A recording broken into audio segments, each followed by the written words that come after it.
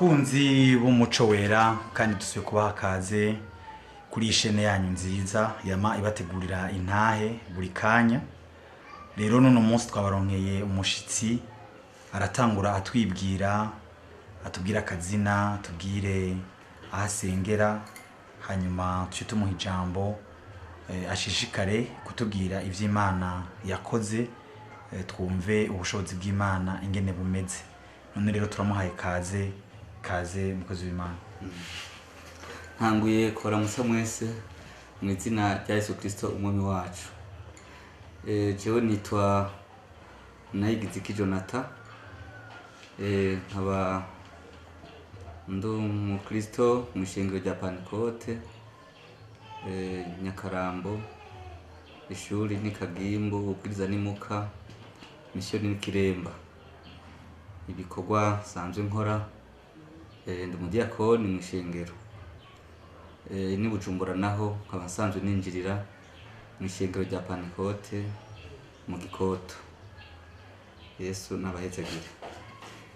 Ntahe yanje ifatiye ku ijambo rivuga ngo turafise Imana.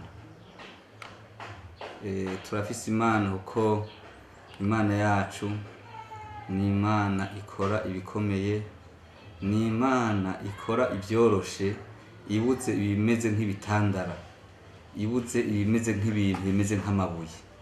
Muri make rero Imana yacu ni nziza. Nagomba mu nkundire gato ntangure n'akakora sikavuga ngo turafise Imana.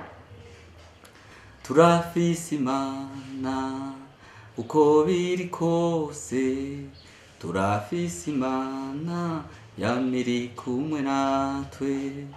Turafise Imana uko biri kose, turafise Imana yamiri kumwe natwe.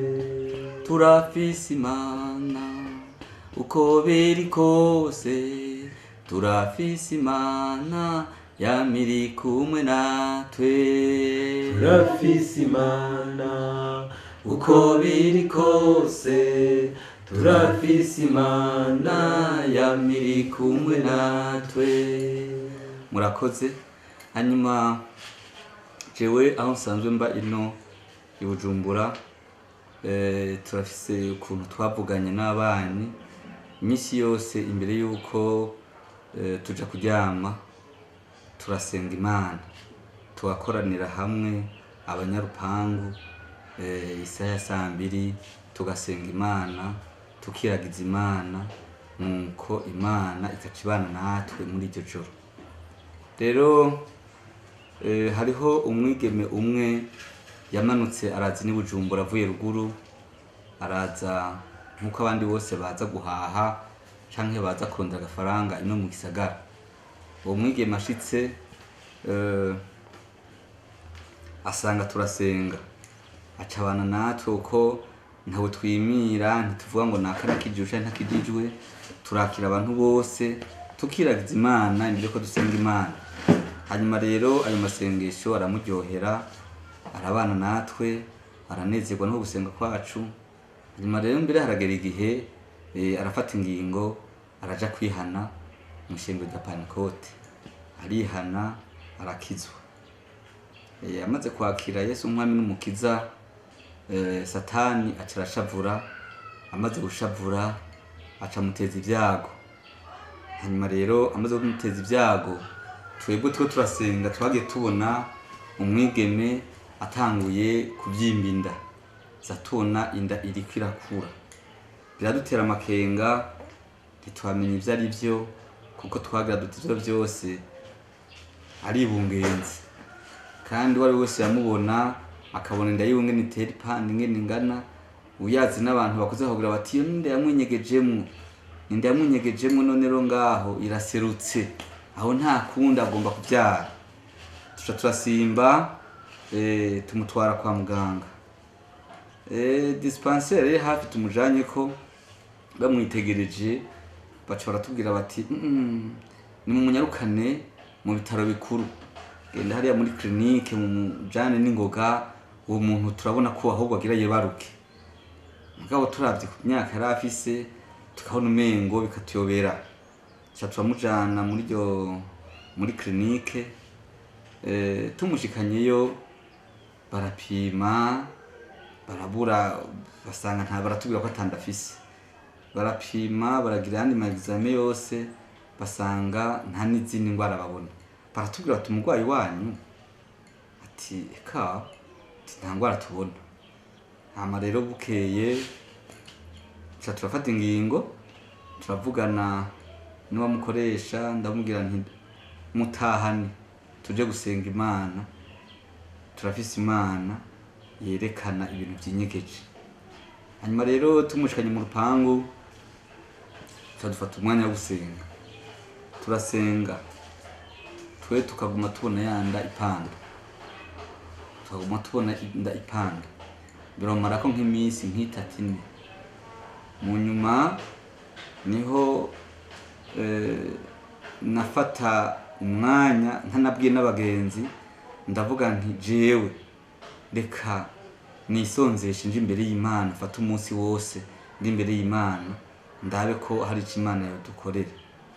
Rero bene data, hajya gusenga kuri mu kwisonzesha ni ivy'ukuri Imana irumva n'ingoga gusenga igatabara umuntu. Niho rero maze kwisonzesha duse gusenga ku mugoroba, za tubona aca aravuga. Muri uko kuvuga kwiwe mpemu mbi ziravuga iyo zazananye, ziratubwira ko zazananye mu miryango, ziratubwira n'amazina y'abantu bariko baramugira nabi. Hanyuma rero turavuga ati Imana urakoze, turamenye rero urugamba tugira tugwane urwarigwo. Tucaro turasenga Imana, turasenga dukomeza dusenga. Harageze igihe n'abanyarupangu tuza turafata ingingo, turavugana ko dukwiye kuza turasenga ducishamwo twisonzesha tuje imbere y'Imana. Uko twisonzesha kenshi niko twaguma tumva n'andi mabanga menshi, kuko harageze igihe ubwiwe nyine umurwayi haza umareka ngo aramutora, aramutora amujana ruguru. Hama amushikanyeyo aramwereka ingene bariko baramuroga, aratubwira ati aramwereka ingene bariko baramuroga, ingene uwo muntu yafata ibintu akabishira ku rujo, agafata ikintu kimeze nk'irenga akaca aguma ngo akaranga. Kumbe hari impuzu yiwe, impuzu iri ensemble yari yarabuze, yari yararondeye arayibura, mugo muri kukujanwa aca arayibona. Ayibonye rero niho yaca agaruka mu mubiri, aratubwira ati yemwe mbonye ibi. Niyo atubwiye ati kumbe naka niwambo angirira nabi. Nuko hama rero twebwe dushika gusenga Imana, turasenga Imana. Muri gusenga Imana rero harageze igihe uwo mwigeme turabona yuko agiye, turabona yuko yapfuye, kuko harageze igihe turasenga Imana turashobora gusenga bugaca. Twatanguye saa 2 tugakeza mu gitondo dukuranwa n'abandi dusenga. Harageze n'igihe telefone abakozi b'Imana nkababwira ukuntu bimeze. Harageze igihe baraza barandukira abaje nama ku rusengero bakamfasha gusenga Imana turi kumwe na bene data mu rupangu, kuko harageze igihe twese dusarara, hagera igihe atani ngubu tuba tugifise. Hanyuma rero igihe kiragera, tukabona tukumva ko impwemu mbi zigiye, mugabo mu nyuma bigasore bikagaruka ngo mwari muzi yuko twapfuye, ngo mwari muzi ko haro twaroye, ngo tuje turisinda musiga, tuje tumwica, ngo bagenzi bacu baramwarabishe, ngo mugongo twebwe ngo ubunye, ngo akagakobwa ngo turakica, ngo mu nyuma ko twasenga Imana niko twaguma tubona byinshi kuri we. Harageze igihe bikatubwira ngo ubu rero ngo tumugire ikiragi, tukaza tubona nk'uko bivuze, tuba tubona arabaye ikiragi, aramiza ururimi ruragiye. Ahandi ngo tugomba tumugire ikimuga, tukaza tubona arabaye ikimuga, ukuboko kagondama ku buryo utoshobora kurayo. Ahandi akaba ikimuga nyene, ukuguru kagomba kugoroye, nuko abadayimoni bakamukorera ibintu bibi cyane bibabaje. Uko bamukoresha ibintu bibabaje, niko twagira intuntu kuri we, niko twakomeza gusenga, niko twagira umutwaro munini. Kubera iyi korasi ivuga ngo turafise Imana, uko twayitera niko twumva ubushobozi duti Imana uko biri kose Satani badayimoni biyo we ntibakonesha. Yesu nahabwa icubahiro. Hama rero igihe kiragera turasenga Imana, harageze igihe bene data mvuye ruguru ndavyibuka, nshika sanga araremvye, nca ndamufata ndamusengera, ndasenga Imana. Ko nasenga nkabona niko ahagurwa, ko nasenga niko nabona ahagurwa. Turasenga Imana, ndasenga Imana. Mu nyuma haragera igihe ndasimbira ahantu ndaruhuka, hama nawe nkabona asize nyene umenga araruhutse. Mugabo kumbe abasigaye mu rupangu bagumye babona ko aguma ahagurwa. Igihe carageze rero aca arayogwa imbeba. Mwese murazi imbeba ivuye muri we ikivayo yiruka cyane ku buryo yari ifite ingufu zidasanzwe. Barikurikirana irabasiga. Hanyuma rero n'inkubu abonye imbeba aragira ubwoba, arasanukwa, aragira ubwoba. Ikindi gihe ndavyibuka icyo nabonye n'amaso yanje, turasenga dufashe umwanya wo mwijoro, turamusengera ameze nk'ugiye muri koma, zatubona ko arahagurwa cyane. Ko twakomeza dusenga tuva duti wa mpemu mbiwe muvemwo mu izina rya Yesu, ntaho bashufise, turafise Imana ifise ububasha. Ko twasenga zatubona avumishije imiserebanyi ibiri ifatanye. Umuserebanyi umwe ndibuka narawishe, uwundi uradusiga. Aho rero tuca dukomeza gusenga Imana, turasenga kandi aheje kuvumisha imiserebanyi yaciye amera nk'uruhutse, acamera nk'utoye imitende, araja mu mwanya wo kuruhuka.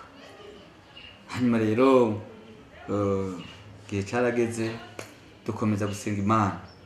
Ibindi ko ndaza kubivuga mu mwanya muto kuko ni urugamba twagwanye nk'amezi 4 tutaruhuka tuguma dusenga Imana. Hanyuma rero ndibuka kindi gihe twarasenze, turabona ko agiye, turabona ko apfuye, nuko turumva n'ijwi rivuga yuko agiye. Imana iravuga ati ndamujanye. Mugabo turatakambira Imana, turabwira duti Imana nukuri abantu bama bumva twe turasengera umugwayi ngaha, ihera batuba kwikaburimbi nyuma yacu n'abantu, kandi abantu benshi ntibakijijwe. Mugabo bwarinda buca dusenga. None gamana niyo wumva uyu muntu tumaze iminsi dusengera nuko yitavye Imana gahwera, bavuga bati ba bantu bamaze iminsi basengera umuntu, basenga umuntu ngo apfe. Turagobera Imana, turinginga Imana, na bene data twadufatanije, twabana mu rupangu, nukuri turayigobera cyane. Turasenga Imana yo mwijuru. Aho onye byatwaye umwanya munini, turasenga uko twasenga Imana rero tukumva n'agacerere. Kumbe umwana yari yajanye wewe arajanwa, aratemberezwa mwijuru, aratemberezwa aragira gute, ivyo yagaze kutubwira mu nyuma. Imana yo mwijuru rero dusenga ni Imana itabara, ni Imana ibohora. Harageze igihe Imana iramudusubiza. Yesu nahabwa icubahiro. Mudusubije turanezerwa. Ndababwire twateye amakorasi y'amashimwe, twaradugije imigere, turatamba, turanezerwa, turavuga duti Imana udukoreye ibitangaza kubona udusubije uyu mwigeme. Hanyuma rero harageze igihe turasenga Imana, kuko nababwiye yuko mu rupangu ntari jenyene, twari kumwe n'abandi. Muri abo rero murabona ko hari uwo turi kumwe hano, nagomba nawe nyene ndamuha ijambo agire ico abivuzeko. Kaze Yohani, Yesu aguhezagire. Aguhezagire. Mbere ya byose nani ntabiramutsa mu izina ry'Umwami wacu Yesu Kristo, kandi ndashima Imana Data wa twese b'ivyagera mu ijuru yemeye ko duzi ishimwe ryayo, kuko ijambo ry'Imana tubwira neza gushima kurabereye abatunganye na cane cane. None Imana yacu nihawe icubahiro, ivyo yakoze ni vyinshi kandi bikomeye cane, ntawe ushobora kubidondora ngo bimare, kuko birarengeye ubwenge bw'umwana w'umuntu. Ni ivy'ukuri nk'uko mwene data yabivuze, ivyabaye kuri uwo mwigeme byaradutangaje cane, kuko ivyo Imana ikora biratangaje koko. Nk'uko yabivuze, ni urugamba rwabaye rurerure cane, harimo n'umuruho munini cane, ariko muri vyose hambavu yo muruho habaye kunezerwa, kuko ivyo Imana yagiye idukorera byari biteye ubwoba. Nk'uko yabivuze, yarageje kumwunganira, novuga ko yajanye muri yo gutemberezwa Imana igomba kumutwara inshuro zitatu. Inshuro y'ubwa mbere niyo yavuze, inshuro igira kabiri yarajanye naho nyene Imana iramwereka ingene vyimubwiye akwiriye kuzokora, n'ingene akwiriye kwigenza, hamwe n'intambara Imana igiye kuzomugwanira. Inshuro igira gatatu ariyo isa niyabaye ya nyuma, yaratemberejwe naho nyene Imana iramwereka ingene igiye kuzomubwiza no kumugwanirira. Nkurikije kuri ivyo, hambavu y'uko gutemberezwa, kuko yarashobora kumara nk'umunsi wose ari mu gutembera ari muri koma, mugabo akagaruka habaye gusenga Imana, kuko Imana yafata ingingo ko ishobora kumutwara, tugatakambira Imana maze Imana ikatwishura.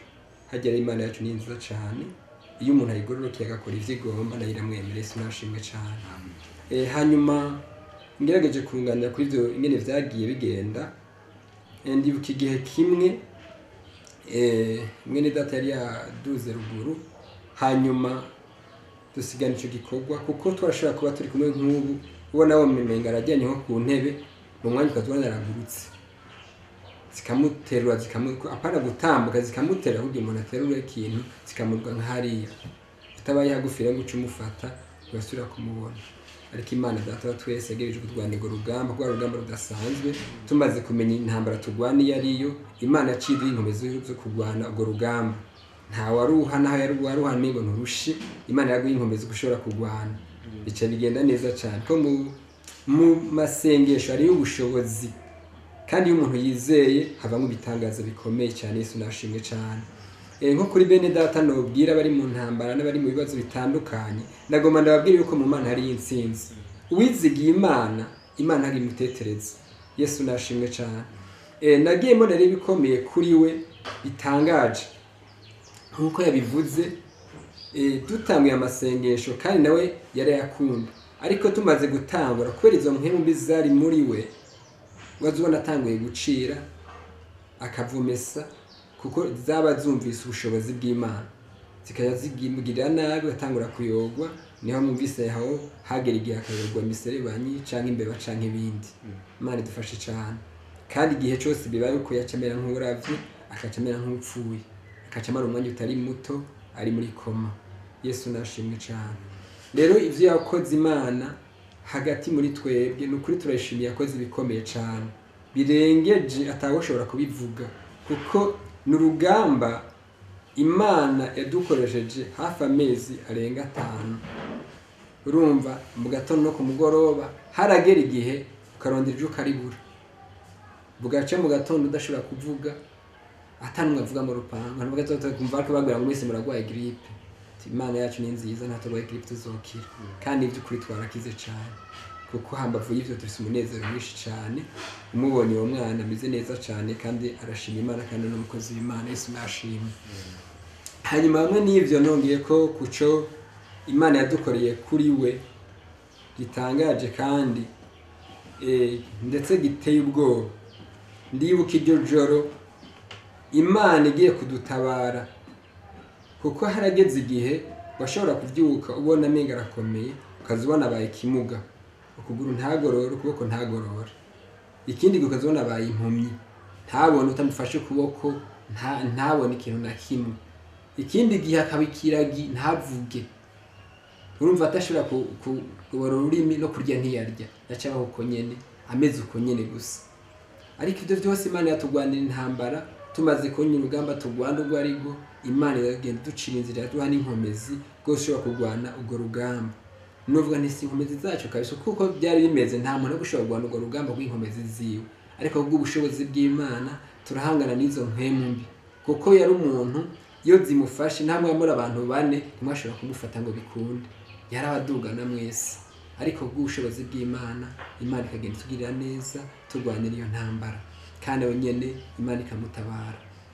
Hanyuma ubutabago kwiwe rero nyene kwagiye kugenda dusenza Imana, byarashikigiye ko kuguru kwa mugaye kukamuguruka, hakongera agashika igihe kwaguhuma akabazona arahumutse, hakagira igihe kwa kutavuga azona aravuze. Yesu nashimwe cyane kuko byari ibintu bikomeye cyane, atakwizera ufise bazona komenga ivyo byose birarangiye, ariko Imana yacu nihabwa icubahiro dukora ibikomeye cyane. Hanyuma harageze igihe amugara ukuboko, amugaye ukuboko kuko Imana yagenda twibira amabanga kenshi, imitego yose n'inzira Satani karacamwe kugira ngo kumbure atware ubugingo bw'uwo mwana, ariko Imana ikagenda duhishurira ndetse ari igihe byaca no muri we cyangwa bigaca ahandi. Yesu nashimwe cyane kubwo gusenga, hajya ari amasengesho n'igwanisho gikomeye cyane. Nagoma ninginga umuntu wese ahurumbire gusenga Imana kandi asenge yizeye, kuko mu gusenga harimo iki, harimo ubushobozi kandi amasengesho nayo ubushobozi budasanzwe. Hanyuma ndibuka iryo joro turiko turasenga hari mu masaa 6 y'ijoro, umwana acaranyandikira message arambwira ati ni by'ukuri hari ikintu Imana imbwiye. Ndambwira ati ni giki? Ati Imana inyeretse yuko wa muntu yari karandoga atihanye yuko iri joro nyene Imana igiye kumurandura. Ndavuga nti Imana nishimye cyane ko twasenze Imana kugira ngo yihane bikanka, ico baciza nuko yo kora ikibona gikwiriye hambaga kikagiza ubugingo bwawe. Uwo mwana carambwira ati ni by'ukuri Imana igiye kubikora. Aho yaramugaye kuboko yarakumaranye hafi kwezi kumugaye atari mashoro, ati yoza atagirana koko kumugaye tukuboha tugirane imisi yose ugatondo ku mugoro kugira ngo akarabe tubanza kubohora mu twakuboha ko nakimwe kwakora. Ariko ndakumanda babwira igitangaza cabaye muri iryo joro nyene bukeye mu masaa 11 mu gatondo, isaha nka 12 z'igitondo baca baramutelefona ruguru baramubwira ati mbega none waruzi yuko wa muntu inasenge wawe ivyo ari karavuga, nawe wabiduhishije wewe yabitubwiye, ati kubera yaratubwiye ko ari we yakuroze yakugiriye nabi ibintu mwe n'ivyo. Hanyuma acavuga ati ntavyo narinzi ko nanambwiye nti yuko batakwiriye kuzobivuga ruguru ko agwaye kubera abamuroga bava ruguru nyene. Hanyuma muri iryo joro nyene aca arafatwa, amaze gufatwa aca yaduka avuga ivyo yakoze vyose, hanyuma aca aragira igihe arapfa. Novuga nti umwanya wo gupfa niyo saha yo gupfa nyene wa mwana kwakoko kwakira. Yesu wacu nashimwe cyane. Intsinzi ikiraboneka, intambara zica zimera nk'izigabanutse naho zitaheze, kuko Satani ntiyahagarikiye aho, yacigerageje guca no mu nzira zitandukanye zitari ziki. Muri make rero ico novuga kuri ico, intsinzi yo gutabago kwiwe yabaye kuri uko gupfa k'uwo murozi yamuroga muri iryo joro nyene. N'uwo mwanya nyene umwana acaronka inkomezi, aca aridegembya, ntiyasubira kuba agicundaguzwa n'izo mpemu mbi muri mwanya. Ariko intambara ntizagarukiye ngaho, byaba rugamba rurerure cyane, ntawo biheza ngo bivuge ivyiwe, ariko uko umwanya waboneka niko umuntu yoshima Imana kuko ni birebire cyane. Hari n'igihe yagenda ari muri koma akamara nk'imisi 3, harafise ivy'Imana yamubwiye, harafise ivy'Imana yamweretse. Yesu wacu nashimwe cyane. Mu Mana rero hari ibyiza, mu Mana hari ibyizigiro, mu Mana hari intsinzi. Yesu nahabwa icubahiro. Nukuri ivyo mwana byarantangaje cyane kandi byaranyongeye intege byo kwegera Imana kugira kandi. Nawe mwene data ushobora kumva intahe nk'iyi cyangwa ushobora kumva ibi. Ntubifate ibisanzwe. Si biganiro namba oya. Ni kumvuga ubushobozi bw'amasengesho, ubushobozi buri mu Mana. Yesu nabahaye icubahiro, Yesu nabahezagire. Yesu nashimwe. Nagomba rero kurangiza ngize icyo mbwira abariko baranyumviriza nk'impanuro. Abantu babana basenga Imana, ni by'ukuri harakwiye kuba urukundo, ubumwe budasanzwe. Ndiko ndaraba muri urwo rupangu turimwo, iyo tutaba dukundanye turi umwe duhurira kuri iryo rivuga gusenga, ntibyari gukunda ko uwo mwigeme dufashanya kurwana urugamba rwo kumutabariza, kuko iyo habaye kutumvikana mu rugo ni by'ukuri gusenga biragorana. None rero turakwiye kwiga ikintu cyo kwama dusenga Imana, kuko na Yesu cyagiye kimutabara no gusenga, ari Getsemani yatawe no gusenga soga yemwe. None rero ku by'ukuri turakwiye gusenga Imana ikaduha inkomezi. Kandi ikindi naco hari umuntu yikengera, akikengera akigira muto ngo mwarimu atabaye hafi, pastor atabaye hafi. Hari uzoterwa n'impwemu mbi mwijoro, ugaterwa n'abadayimoni mwijoro, pastor atari hafi, mwarimu atari hafi. Warukwiye ro kwambara inkomezi ugahagarara nk'umuhizi. Satani ntagutera ubwoba, Satani ntakwereye ko umengo ntibishoboka. Oya, mu izina rya Yesu birashoboka. None rero bene data nagomba kurangiza ndabipfuriza kurondera kugiranira ubumwe na bene data mubana mu nzu canke mu rupangu, kugira ngo ejo canke igihe ejo mutewe n'umwansi mushobore kumugwaniriza hamwe. Yesu nabahezagire cyane. Nagomba kandi mvuge kuri ikintu abantu b'abarozi, nimushake mureke, turafise Imana. Kuko iyo bija hose mwege muri abantu, Imana ni Imana. Kuko haragera igihe bishobora guhindukira bikaguhindukirirako. None rero abantu bagerageza kuroga, bakaroga abandi, bakaroga abantu b'Imana, mwari mukwiye kugezaho, kuko Imana yacu ntirogwa. Turafise Imana inyabushobozi, Imana itabora guseruka rukambye. None rero nagomba ndangize ndabemerera ko uwo mwigeme kindi gihe nzomubazanira mukamubona. Yesu nabahezagire.